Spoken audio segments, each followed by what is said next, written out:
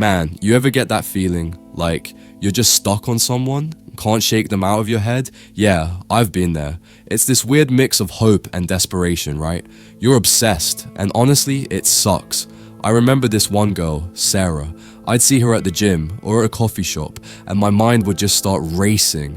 I'd imagine entire conversations, entire dates, even a whole relationship. It was exhausting and completely one-sided. Let's break it down. Obsession at its core is wanting something you don't have, but you're clinging to this idea that you might get it.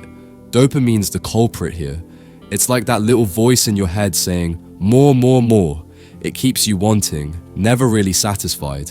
You're constantly chasing a phantom. Compare that to when you're in a good, solid relationship. That's where serotonin and oxytocin kick in, making you feel content and grounded. You're happy with what you have, not constantly yearning for something else. Like, when you're hanging out with your best friend, you don't think, I wish they were different, you just enjoy their company. So, how do you break free? First, you've got to admit it. Stop playing games with yourself. Stop saying, I shouldn't be thinking about her, because trust me, denial just makes it worse.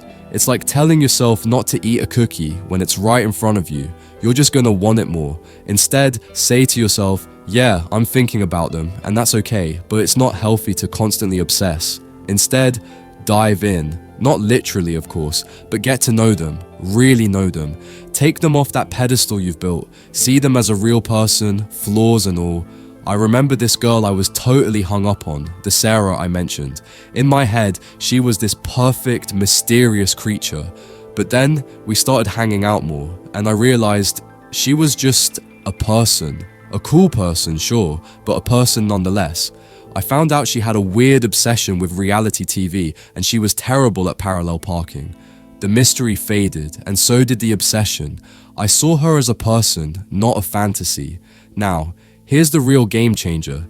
Figure out why you're obsessed. What qualities do they have that you're drawn to? For me, there was this woman who had this amazing, adventurous life. She was always out doing something, had a ton of friends, traveled a lot. Meanwhile, I was stuck in a rut. I'd be at home playing video games while she was climbing mountains or exploring new cities. I realized I wasn't just obsessed with being with her. I was obsessed with being her, or at least having her life. It was a huge wake-up call. Instead of pining, I started working on myself. I joined a hiking group, started saying yes to more social events, even planned a solo trip to a nearby national park. I started to make my own life more interesting. I wanted her confidence, her social life, and her sense of adventure, so I started to build those for myself.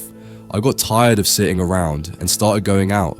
I even learned to cook a few new meals, which made me feel more independent. Think about it. Maybe you're obsessed because they seem confident, or they have a great social circle, or they seem really successful. Maybe they have a skill you admire, like playing guitar or speaking a foreign language. Whatever it is, start cultivating those qualities in yourself. If they seem confident, start working on your own self-esteem. If they have a great social circle, start reaching out to old friends or joining new clubs.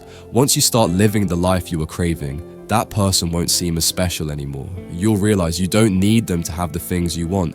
You can give those things to yourself.